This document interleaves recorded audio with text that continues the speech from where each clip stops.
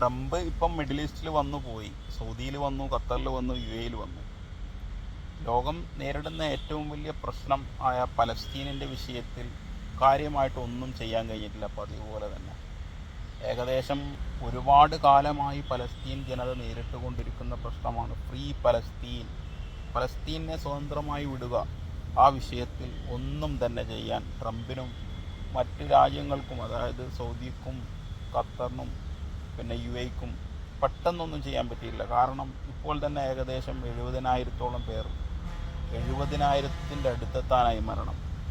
എന്നിട്ടും പട്ടിണിയാണ്. 3-4 മാസമായി ആ ഭാഗത്തേക്ക് ഭക്ഷണങ്ങളോ കാര്യമായിട്ടൊന്നും എത്തുന്നില്ല.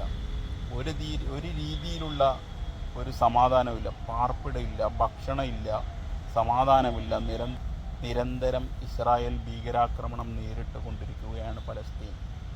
ഇപ്പോൾ കഴിഞ്ഞ 36 മണിക്കൂർ കൊണ്ട് തന്നെ ഏകദേശം ട്രംപ് വന്ന 3 ദിവസത്തിൻ്റെ ഇടയിൽ തന്നെ ഏകദേശം 200-ന് മുകളിൽ, കുട്ടികൾ ഉൾപ്പെടെയുള്ളവർ 200-ന് മുകളിൽ കൊല്ലപ്പെട്ട് കഴിഞ്ഞു.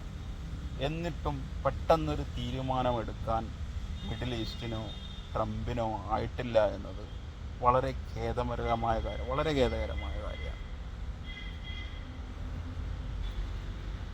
ഇതിൽ നിന്നൊക്കെ നമുക്ക് എന്താ മനസ്സിലാക്കേണ്ടതെന്ന് വെച്ചാൽ, ആർക്കും അങ്ങനെ ലോക സമാധാനമൊന്നും ആരും ആഗ്രഹിക്കുന്നില്ല എന്നതാണ് വസ്തുത. സൗദി ആവട്ടെ, UAE ആവട്ടെ, അവരൊന്നും വലിയ രീതിയിലൊന്നും ആ വിഷയത്തിൽ ഒരു പെട്ടെന്നൊരു തീരുമാനം, കാരണം ഒരു ദിവസം ആ വിഷയം പെട്ടെന്നൊന്ന് ക്ലിയർ ചെയ്താൽ അത്രത്തോളം കുഞ്ഞുങ്ങളെ രക്ഷപ്പെടുത്താൻ പറ്റും. കുഞ്ഞുങ്ങൾ പട്ടിണിയാണ്, മരണം, അതായത് മരിച്ച മയ്യത്തിൻ്റെ ഇടയ്ക്ക് നിന്ന് കുഞ്ഞുങ്ങൾ കരയുകയാണ്, ഭക്ഷണമില്ലാതെ, പിന്നെ രോഗങ്ങൾ ചികിത്സിക്കാൻ സൗകര്യമില്ലാതെ, മയ്യത്ത് മറവാടാൻ പോലും തുണികളില്ലാതെ കഷ്ടപ്പെടുകയാണ്. ഇതാണ് അവസ്ഥ പലസ്തീൻ്റെ. എന്നിട്ടും പെട്ടെന്നൊരു തീരുമാനമെടുക്കാൻ കഴിയാതെ എന്താ പറയുക, ആയുധ കരാറും ഒപ്പുവെച്ച് വലിയ വിമാനവും സമ്മാനമായി കൊടുത്ത് ട്രംപിനെ പറഞ്ഞയക്കുകയാണ് ചെയ്തത്. അപ്പോൾ ഇതിൽ നിന്നൊക്കെ മനസ്സിലാവേണ്ടത്, ലോകത്ത് ഇവരൊക്കെ ഇവരുടേതായ വ്യക്തിപരമായ ജീവിതത്തിൽ, അതായത് ഇവരൊരു വലിയൊരു സുഖജീവിതം മാത്രമാണ് ഇവർ ലക്ഷ്യം വെക്കുന്നത്, അല്ലാതെ അതിൻ്റെ അപ്പുറമൊന്നും ഇവർ ലക്ഷ്യം വെക്കുന്നില്ല എന്നതാണ് വസ്തുത.